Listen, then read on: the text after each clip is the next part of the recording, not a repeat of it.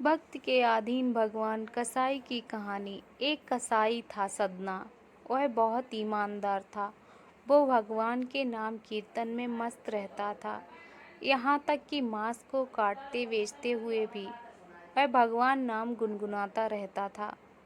एक दिन वह अपनी ही धुन में कहीं जा रहा था कि उसके पैर से कोई पत्थर टकराया। वह रुक गया। उसने देखा एक काले रंग के गोल पत्थर से उसका पैर टकरा गया है। उसने वह पत्थर उठा लिया और जेब में रख लिया, यह सोचकर कि यह मांस तौलने के काम आएगा। वापस आकर उसने वह पत्थर मांस के वजन को तौलने के काम में लगाया।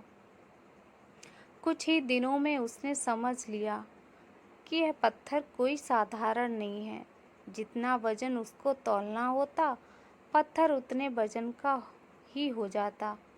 धीरे धीरे यह बात फैलने लगी कि सदना कसाई के पास वजन करने वाला पत्थर है। वह जितना चाहता है पत्थर उतना ही तौल देता है।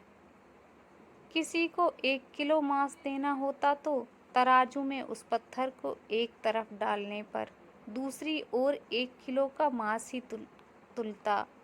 अगर किसी को 2 किलो चाहिए हो तो वह पत्थर 2 किलो के भार जितना भारी हो जाता।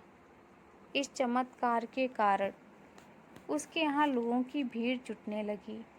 भीड़ जुटने के साथ ही सदना की दुकान की बिक्री बढ़ गई।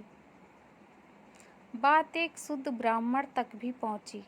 हालांकि वह ऐसी अशुद्ध जगह पर नहीं जाना चाहते थे जहां मांस कटता हो व बिकता हो, किंतु चमत्कारिक पत्थर को देखने की उत्सुकता उसे सदना की दुकान तक खींच लाई। दूर से खड़ा हुआ सदना कसाई को मीट तौलते देखने लगा। उसने देखा कि कैसे वह पत्थर हर प्रकार के वजन को बराबर तौल रहा था। ध्यान से देखने पर उसके शरीर के रोए खड़े हो गए। भीड़ के हटने के बाद ब्राह्मण सदना कसाई के पास गया। ब्राह्मण को अपनी दुकान में आया देखकर सदना कसाई प्रसन्न भी हुआ और आश्चर्यचकित भी।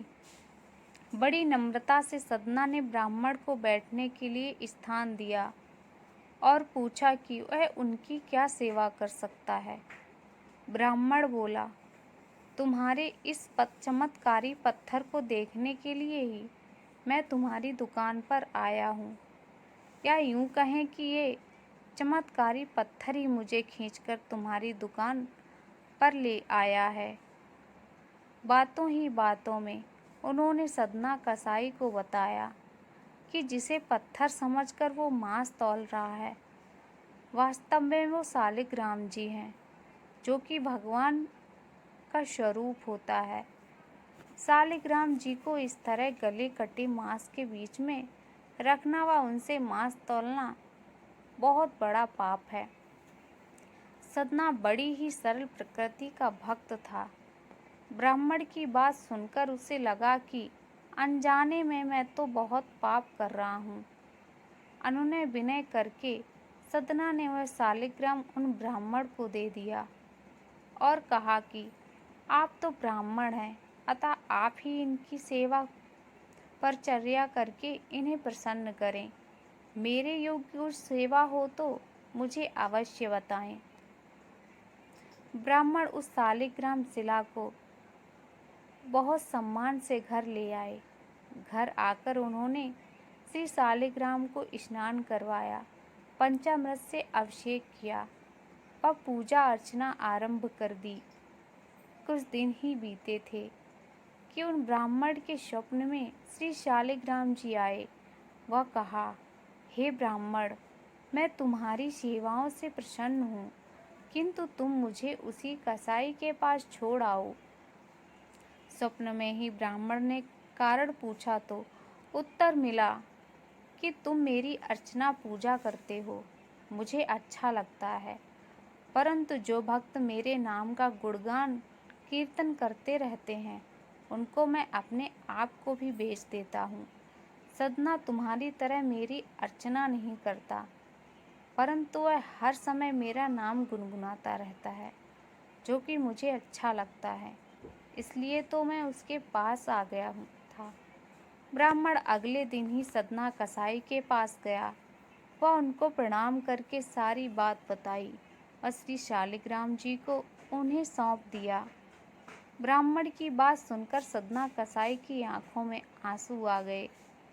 मन ही मन उन्होंने मांस बेचने खरीदने के कार्य को तिलांजलि देने की सोची और निश्चय किया कि यदि मेरे ठाकुर को कीर्तन पसंद है तो मैं अधिक से अधिक समय नाम कीर्तन ही करूँगा। भक्त के अधीन भगवान कसाई की कहानी आप लोगों को कैसी लगी कमेंट में बताएं।